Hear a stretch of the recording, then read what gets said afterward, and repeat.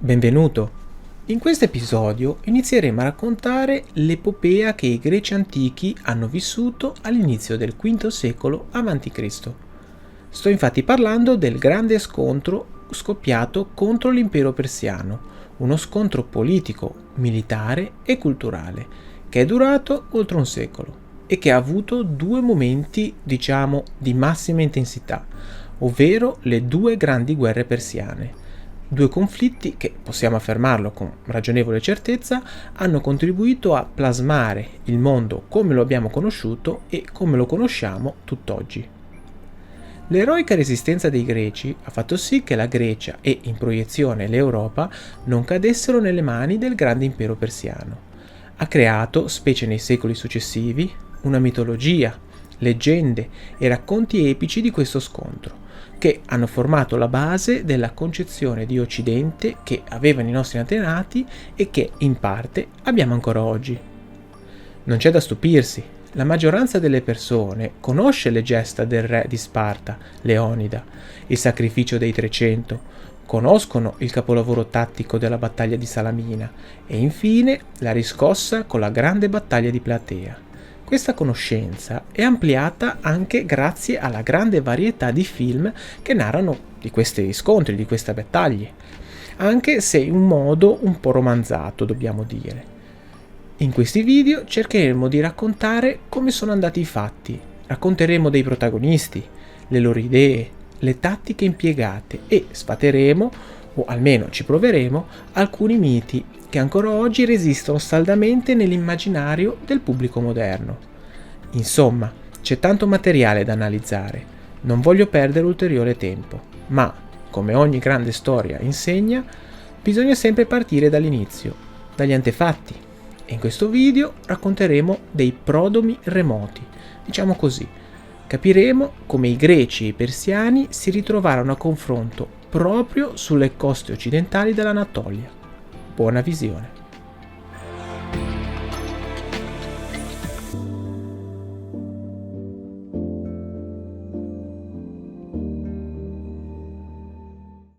In questo episodio ci daremo come obiettivo quello di spiegare il perché greci e persiani siano venuti ad un confronto militare e politico sfociato in due grandi guerre all'inizio del V secolo a.C., con tensioni e problematiche irrisolte che continuarono ad infiammare quell'area per i decenni successivi. Innanzitutto dobbiamo capire perché greci e persiani si trovarono a confrontarsi sulla costa occidentale dell'Anatolia. Questo avvenne poiché allora era una zona importantissima per le comunicazioni e i commerci e lo sarebbe stata per molti secoli, una zona di interscambio fra Occidente ed Oriente. Per primi ci occuperemo dei greci e quindi dobbiamo domandarci perché dei greci si trovavano con le loro poleis sulla costa occidentale dell'Anatolia. Una risposta completa richiederebbe ore e ore di spiegazione solo per questo. Quindi, spero mi perdonerete, oggi vi narrerò una versione leggermente semplificata. Tuttavia, cercherò di essere il più esaustivo e completo possibile. L'Egeo è sempre stato un mare molto trafficato, un mare sulle cui sponde sono nate molte civiltà che hanno prosperato fin dai tempi più remoti, come ad esempio la civiltà cretese, detta anche minoica, civiltà che a grandi linee ha perdurato dal 2000 al tardo 1400 a.C., influenzando molto le comunità limitrofe nei secoli successivi. E la più importante, la civiltà dei Micenei, chiamati anche Achei, ed è proprio da questi che dobbiamo partire. I Micenei, come detto chiamati anche Achei, poiché nell'Iliade, durante la guerra di Troia, Omero indica così tutti coloro che provenivano dal Peloponneso e dalle isole vicine. Rientrano in questo gruppo gli eroi Achille, Agamennone e Ulisse. I Micenei sono stati una civiltà di origine indoeuropea che si è sviluppata nella Grecia continentale nell'età del bronzo, circa dal 1750 al 1050 a.C. Era una civiltà con una protoburocrazia organizzata ed importante. la prima che si sviluppò in Grecia e di conseguenza nel continente europeo. La struttura sociale e della vita di comunità dei Micenei ruotava intorno alle cosiddette città-palazzo. Infatti è anche conosciuta come una delle civiltà palaziali che esistevano in quel periodo. Questo, molto probabilmente, è un influsso che i Micenei hanno subito ed è derivato dall'espansione della cultura minoica nell'Egeo. Infatti furono loro, i Cretesi, a fabbricare le prime città-palazzo. Ricordiamo i palazzi cretesi di Cnosso e Festo, datati al 1900 a.C. Io ho utilizzato questo termine, ovvero Micenei, per indicare questa civiltà. Ma il significato di questo termine deriva dal fatto che il più importante sito archeologico nel quale sono tornati alla luce i resti di questa civiltà è una zona vicino all'odierna città di Argo, chiamata appunto Micene. Questo sito archeologico è tornato alla luce grazie all'importante lavoro dell'archeologo tedesco Heinrich Schliemann, il quale intraprese una grande campagna di scavi fra il 1874 e il 1879. La vita di comunità dei Micenei era concentrata, come detto, presso queste città, che erano dei palazzi o delle acropoli, molto spesso situate in alto sulle colline, a 200 o perfino 300 metri di altitudine. Fungevano in primo luogo da residenza per il capo o il signore locale, chiamato Wanax, il quale molto spesso era affiancato da un capo militare, chiamato Lawagetas. Ma non solo. In quei luoghi veniva amministrata la giustizia, il potere. Venivano custodite le tavolette d'argilla, sulle quali erano incisi i caratteri in scrittura lineare A e successivamente lineare B. Queste qua erano le scritture tipiche di quel periodo. Queste tavolette ritrovate erano in particolar modo degli inventari o delle liste nelle quali erano elencati tutti i vari prodotti agricoli che erano immagazzinati presso il palazzo. Infatti, in queste città palazzo erano presenti enormi magazzini per stipare le derrate alimentari in eccesso negli anni di ottimo raccolto, così da poter distribuire alla popolazione nei momenti di difficoltà. Ed infine questi palazzi potevano anche ospitare la popolazione delle campagne circostanti in caso di guerra o razzia nemica, trasformandosi in imponenti fortezze.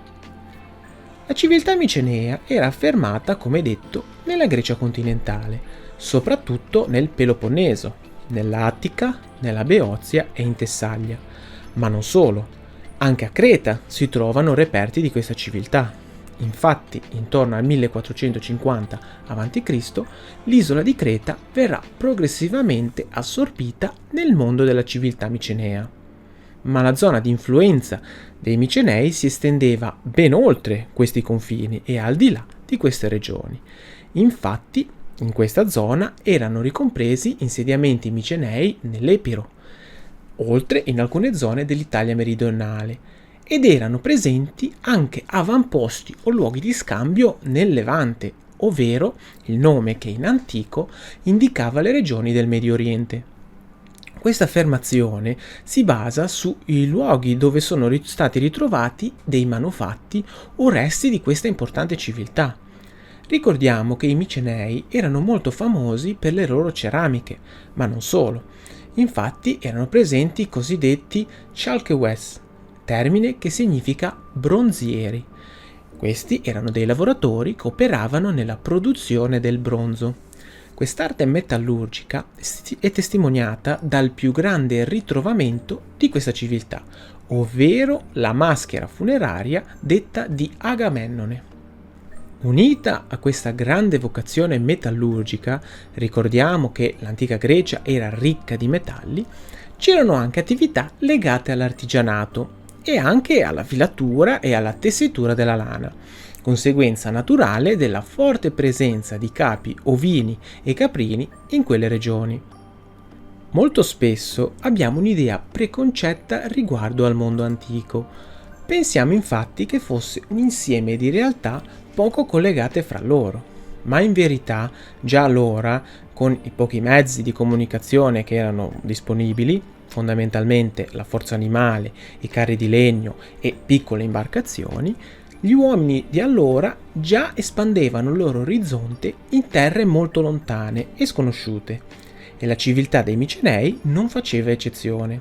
Infatti, nelle loro sepolture, special modo delle persone altolocate della società, ricchi nobili o re, sepolture che sono fondamentalmente delle tombe a camera, cioè dei locali ricavati da lavori di scavo sui fianchi di colline o pendii, ritroviamo molti oggetti che arrivano da lontano e che non avremmo mai pensato di trovare lì.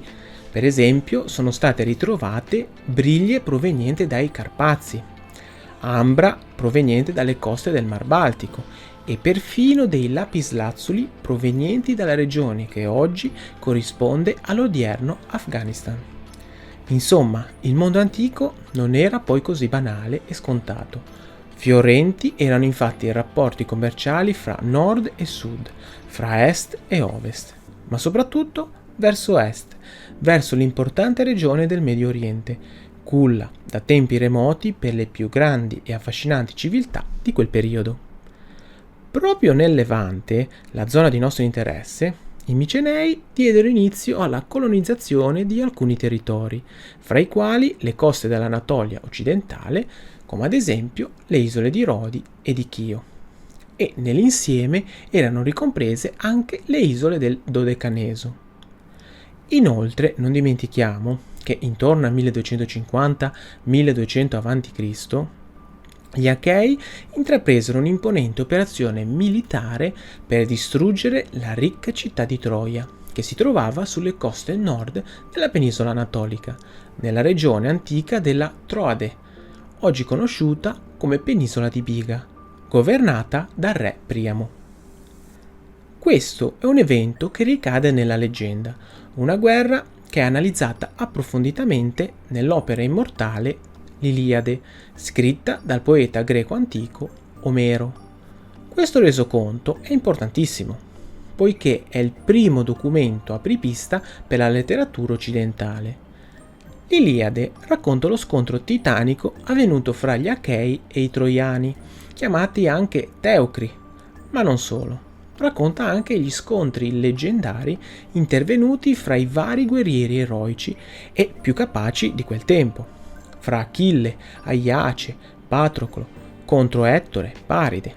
Insomma, uno scontro epico che durò 10 anni e che terminò con la vittoria degli attaccanti Achei. La città venne conquistata grazie a un tranello. Infatti gli Achei, su suggerimento di Ulisse, visto che non riuscivano a prendere la città con la forza, decisero di usare l'inganno. Costruirono un cavallo di legno nel quale nascosero alcuni guerrieri e poi fecero finta di andarsene. Ma una volta che i troiani portarono il cavallo all'interno della città, come dono agli dei per la presunta vittoria, i soldati achei uscirono e, sbarazzatesi delle guardie, aprirono le porte per fare entrare gli altri e misero al sacco la città. Dalle rovine fuggì un giovane con la sua famiglia, di nome Enea, che con i superstiti, dopo lunghe peregrinazioni, approderà sulle coste del Lazio e darà origine ad un primo nucleo che un giorno si trasformerà, sotto la guida di 2 suoi discendenti, ovvero Romolo e Remo, nella città più potente del mondo antico, ossia Roma. Tuttavia, verso la fine del 1200 a.C., la grande civiltà dei Micenei entrò in crisi. Molte città-palazzo vennero distrutte, come la città di Tirinto, di Pilo e perfino la stessa Micene. Questo lo deduciamo dai ritrovamenti archeologici che mostrano, in quella datazione, resti e segni di distruzioni ed incendi. Questo avvenne molto probabilmente poiché la struttura della società, essendo prevalentemente agricola, risentì di anni di carestia e magri raccolti, i quali avevano prodotto malcontento e rivolte fra la popolazione. A questa situazione tragica, la narrazione storica ed epica unisce anche una grande migrazione, sempre negli stessi anni, che si trasformerà in un'invasione, di popolazioni che arrivavano dal continente, Sto parlando della migrazione di popoli come i Dori, gli Ioni e gli Eoli. I primi e principali autori antichi che ci narrano di queste migrazioni sono gli storici greci Erodoto e Tucidide. Queste erano popolazioni di origine greca che migrarono alla fine del 1200. Nella tradizione cronografica ellenistica si fa risalire questa migrazione al 1104 a.C., appena 80 anni dopo la fine della guerra di Troia. Arrivavano dalle zone montuose settentrionali della penisola balcanica. Una parte si diresse verso il nord della Grecia, andando a comporre un primo nucleo di quella popolazione che sarà poi chiamata dei Macedoni, e un altro gruppo si diresse verso il sud della Grecia. Nel corso di alcuni decenni, infatti, non fu un'invasione repentina, ma in alcune fasi fu un lento processo di penetrazione e di appropriazione del territorio. Alcuni di questi Dori andarono ad occupare tutti i territori del Peloponneso.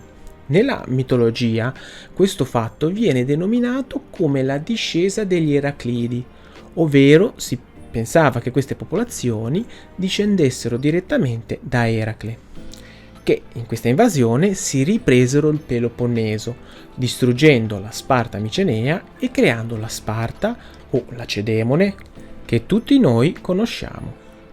Ecco perché gli Spartani e soprattutto i re di Sparta, appartenenti alle due famiglie degli Agiadi e degli Euripontidi, erano considerati diretti discendenti di Eracle. Insomma, l'invasione di questi popoli contribuì a creare una situazione di forte mutamento nella penisola greca, e non solo, anche nell'area del Mediterraneo orientale. Questo mutamento si riflette anche nell'uso dei vari metalli, poiché con l'invasione dei Dori si iniziò ad utilizzare il ferro per gli attrezzi e per le armi, tanto che questo periodo è stato indicato dagli storici come il passaggio dall'età del bronzo all'età del ferro. Questo periodo per la Grecia, sebbene fossero state introdotte importanti novità, significò un periodo di turbolenze politiche, guerre e carestie, un periodo buio che gli storici oggi indicano con il termine Medioevo ellenico. Ma ai fini del nostro racconto, questo fatto è fondamentale, non tanto per la migrazione dei Dori, bensì per la migrazione di altri popoli che li seguirono, o che furono scacciati dalla calata degli stessi Dori, come le popolazioni dei già citati Euli e Ioni. La tradizione erattostenica fa risalire questa migrazione al 1044 a.C., anche se è difficile ricondurre a una data esatta, perché non ci sono fonti che l'attestano precisamente. Anche perché molto spesso si trattava di gruppi di persone che, per motivi più disparati, migravano verso Oriente. Non c'era nulla di pianificato o di preventivato. Una piccola curiosità. I nomi di queste popolazioni derivavano dai figli del grande eroe elleno, ossia Eolo, Doro e Xuto. Quest'ultimo, a sua volta, avrebbe avuto due figli, di nome Acheo e Ione. In questo modo, nell'antica Grecia si spiegavano l'origine e l'esistenza dei 4 grandi popoli fondatori della popolazione greca, ovvero gli Achei, gli Eoli, gli Ioni e i Dori. Queste popolazioni, sempre nel corso di svariati decenni, si andarono a insediare lungo tutto il litorale delle coste del Mare Egeo, comprese le isole, e nel corso dei secoli di migrazione in migrazione, di colonizzazione in colonizzazione, ricordiamo anche che il primo periodo di questa migrazione, di queste popolazioni, ossia alla fine del 1200 a.C., è anche definito come l'invasione dei popoli del mare. Precisiamo che questo fenomeno ha ricompreso molto probabilmente anche esuli micenei achei che erano scappati dalle invasioni dei Dori, significando proprio il trasferimento di popolazione da occidente verso oriente, passando dal Mare Egeo. Questo fatto non è casuale, poiché, visto il cambio della tecnologia dal bronzo al ferro, che diciamo il minerale ferroso in Grecia ce n'era poco, si rendevano necessari nuovi rapporti commerciali con realtà che disponessero di queste nuove materie prime e guarda caso nell'entroterra della penisola anatolica si trovavano ricchi giacimenti di ferro. Di conseguenza si rendevano necessarie delle basi per reperire il materiale e quindi poi trasportarlo in Grecia. Ecco perché questi individui andarono a fondare tutte quelle città, ovvero le poleis, che ritroveremo poi nel prosieguo di questa nostra avventura, come Mileto, Efeso, Focea, Metilene, Alicarnasso e molte altre. Quindi ora sappiamo il perché dei greci erano presenti sulle coste dell'Anatolia occidentale, fin da tempi remoti. Inoltre queste città greche della costa anatolica, principalmente abitate da popolazioni di origine ionica, popolazioni che erano migrate dall'Attica e dall'isola Eubea verso le coste centrali dell'Anatolia occidentale. Ed essendo la maggioranza della popolazione, si capisce il perché quella regione venne chiamata Ionia. Però ci tengo anche a ricordare che erano presenti anche altre popolazioni di diversa origine, come ad esempio di origine eolica, che andarono ad abitare le coste a nord, rinominate appunto Elide. Ma c'era anche una minoranza di popolazione dorica, che andò ad insediarsi a sud, rinominando quella zona Doride. Queste comunità si erano dotate di un'amministrazione e di una struttura sociale molto simile a quella della Grecia. Erano poleis del tutto e per tutto simili a quelle presenti nella Grecia continentale. Anzi, mantennero sempre stretti rapporti, possiamo dire con la madrepatria, poiché molte di queste città erano abitate da comunità di coloni provenienti dalle poleis della Grecia continentale, che in un secondo tempo e in una forma più organizzata e strutturata le fondavano ed erano un po' le figlie della città madre. Queste città nel corso dei secoli successivi crebbero in potenza e ricchezza, a volte scontrandosi tra di loro, a volte creando leghe che le unirono contro le popolazioni autoctone dell'interno e, a lungo andare, dal confronto con queste ultime pervenne anche la loro rovina, poiché, sebbene molto potenti, queste città vennero alla fine sottomesse dal regno di Lidia, del potente re Creso, figlio di Aliatte, l'uomo che già allora era considerato il più ricco della terra. Questa conquista avvenne all'incirca intorno al 560 a.C. e da quel momento le città greche della Ionia seguirono i destini del più grande regno di Lidia. Prima di continuare la storia delle cause del grande confronto militare che impegnerà greci e persiani nel corso del V secolo a.C., dobbiamo fare un piccolo riassunto in merito al perché i persiani, che sono un popolo di origine nomade e di stirpe iranica, originario dell'Asia centrale, si trovasse sulle coste dell'Anatolia occidentale. Riguardo a questo tema, per approfondire e conoscere in dettaglio gli avvenimenti, vi invito a recuperare il video presente sul canale in merito all'ascesa e alle conquiste del più grande dei persiani, ovvero Ciro II di Persia, passato alla storia come Ciro il Grande. Tuttavia, adesso procederemo a fare un piccolo excursus sugli antagonisti dei Greci, ossia il grande impero multietnico dei Persiani.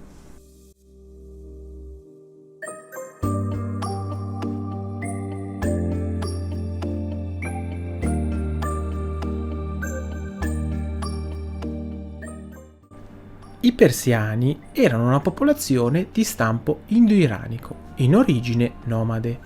Erano un popolo suddiviso in varie tribù, le quali si stanziarono sull'altopiano iranico attorno al 1000 a.C. La struttura sociale dei persiani, agli albori della loro storia, era quella di stampo nomade.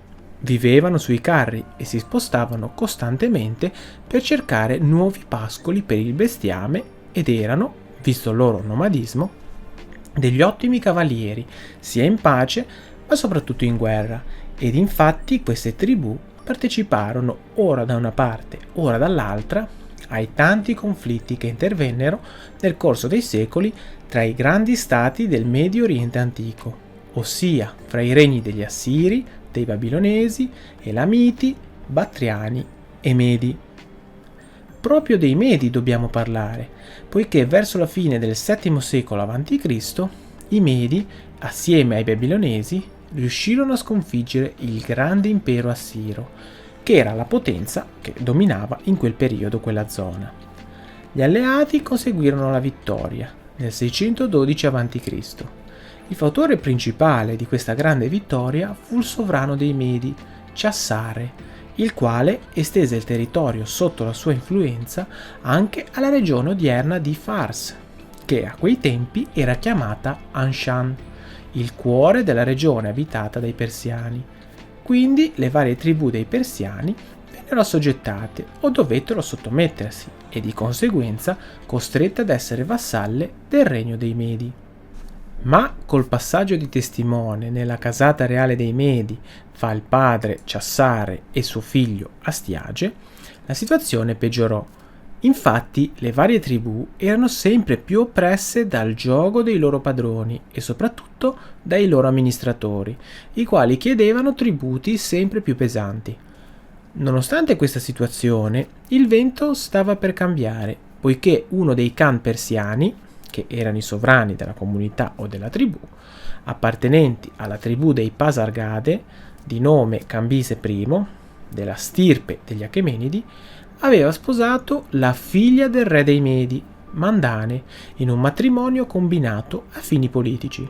Nonostante questo, la moglie gli diede un figlio ed erede, Ciro, colui che sarebbe stato soprannominato il Grande.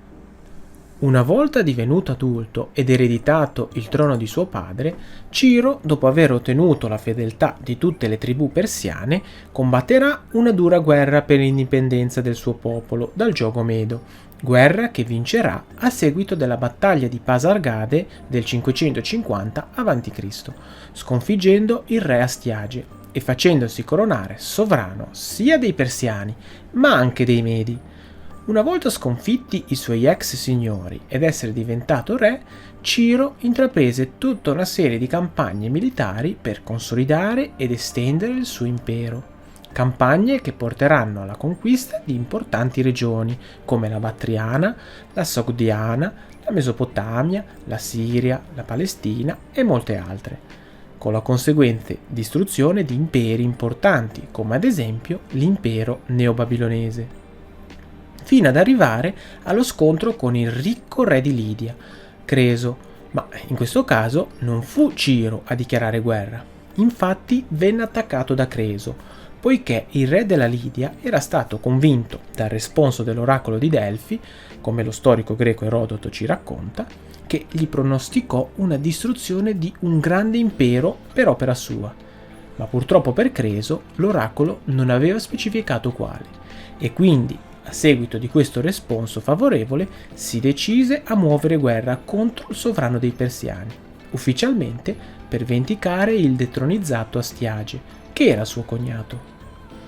Creso attraversò con il suo esercito il fiume Halis, che allora era al confine fra i due regni.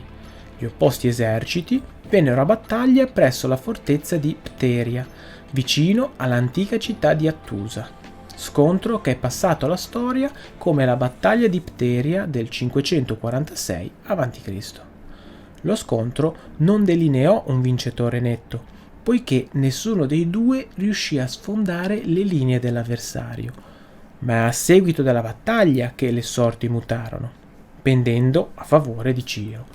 Infatti Creso, considerando la stagione troppo avanzata per proseguire le operazioni militari, ricordiamo che in antichità le operazioni militari si svolgevano prevalentemente in primavera ed estate, decise di ritirarsi presso la sua capitale, la città Acropoli di Sardi, per riorganizzare l'esercito e ricevere rinforzi. Ciro, invece di tornare anche lui agli accampamenti invernali, decise per una mossa ardita, ovvero quella di seguire il suo rivale attraverso l'altopiano anatolico in autunno inoltrato e, dopo aver sbaragliato la cavalleria avversaria nella battaglia di Timbra, grazie alla presenza nel suo esercito dei cammelli, che terrorizzarono i cavalli dei nemici, pose l'assedio alla città. La città si arrese dopo 16 giorni d'assedio. Venne saccheggiata e il re Creso venne catturato, ma le cronache ci dicono che sia stato risparmiato da un clemente Ciro e che sia stato successivamente nominato consigliere del re. A seguito di questa grande vittoria, il regno di Lidia passò sotto il controllo persiano. Arpago, che era un generale medo al servizio di Ciro, venne incaricato di sottomettere tutte le dipendenze che il regno di Lidia aveva, quindi anche tutte le città greche della costa, ed entro il 545 a.C. quasi tutte erano sotto il controllo persiano. Questo cambio al vertice terrorizzò non poco i greci d'Asia, ovvero i greci della costa occidentale dell'Anatolia, come venivano chiamati allora. Per esempio, sempre lo storico greco antico Erodoto racconta che alcune comunità di questi Ioni, piuttosto di arrendersi al persiano, decisero di ricostruirsi una vita in Occidente. Questo, ad esempio, è il caso della città di Focea, la cui grande maggioranza dei cittadini fece giuramento di non far più ritorno alla città madre, finché il massello rovente, ovvero un pesante lingotto di metallo, che era stato gettato in mare come atto del giuramento, non fosse riemerso dalle acque. Un giuramento molto particolare, ma nella realtà dei fatti spinse gran parte della popolazione innanzitutto a spostarsi verso l'isola di Chio, con l'intenzione di acquistare e stabilirsi nelle isole Eunusse, isole greche appartenenti all'arcipelago delle Sporadi. Ma, respinta l'offerta, i focesi decisero di emigrare verso l'isola della Corsica, andando a occupare l'avamposto che si sarebbe trasformato nella città di Alalia. Da quella base, gli emigranti focesi si sarebbero trasformati in pirati, attaccando e saccheggiando le isole e le coste del Mar Tirreno, fino a che un'inusuale alleanza fra Etruschi e Cartaginesi non li avrebbe fermati, a seguito della grande battaglia di Alalia del 540 a.C. Una vittoria pirrica per i focesi, ma nei fatti una sconfitta strategica che limitò la loro presenza militare e commerciale nella regione, ma questa è un'altra storia. Tornando alle coste della Ionia, ormai sotto il dominio dei re dei re, il sistema di governo prediletto dai persiani per governare le polis greche d'Asia era il seguente. Molto spesso nelle polis conquistate veniva lasciato un uomo di potere greco al comando, un sovrano assoluto, il cosiddetto tiranno, il quale però doveva rendere conto del suo operato e dell'amministrazione della polis ad un suo superiore persiano. Questo sistema, sebbene lasciasse un certo grado di autonomia alle polis, alla lunga si tramutò in una forma di clientelismo. Infatti, quelli che più giovavano di questo status quo erano, oltre al tiranno, anche i suoi amici e congiunti. Questo peggiorava ancora di più la già difficile situazione e soffiava sulle braci che avrebbero in seguito dato fuoco alla rivolta. Inoltre, le polis greche assoggettate dovevano pagare un tributo all'impero persiano, non potevano autonomamente decidere la loro politica estera ed inoltre, come prassi nell'impero, visto che erano abilissimi navigatori, dovevano fornire un determinato numero di navi ai persiani per sopportare le loro campagne militari. Un esempio di questo obbligo lo possiamo ritrovare nella flotta degli Ioni che partecipò alla campagna scitica di Dario I nel 513 a.C. Campagna che si sviluppò a nord del Danubio, nei territori delle odierne Romania, Moldavia ed Ucraina. Durante questa campagna, che si rivelò una vittoria di misura dei persiani, che riuscirono a limitare gli interventi degli sciiti ai loro confini, ma alla fine risultò anche una disfatta strategica, tanto che lo stesso storico Erodoto racconta delle enormi perdite subite dalle forze persiane. Tuttavia, durante questa campagna sul Danubio era stato costruito un ponte di barche per far transitare l'esercito persiano al di là, alla cui testa si trovava proprio Dario I, alla cui protezione di questo ponte erano state adibite proprio le trireme e gli opliti della Ionia, al comando del tiranno di Mileto, Istieo. Ricordatevi di questo nome, poiché torneremo a parlare di lui.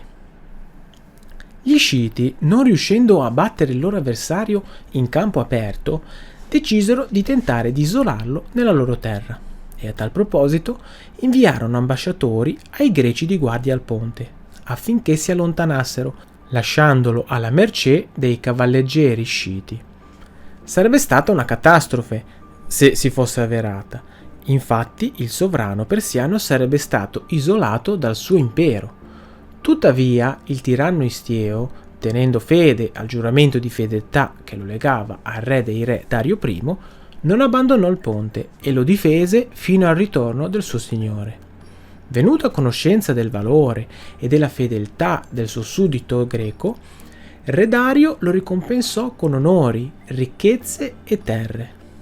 Inoltre gli concesse anche il titolo di compagno reale di tavola del sovrano, ovvero di essere un suo consigliere personale, un grande onore che presupponeva però l'allontanamento di Istieo da Mileto e il passaggio di potere nelle mani di Aristagora, suo nipote e un uomo molto ambizioso, che nel corso degli anni successivi avrebbe combinato molti guai.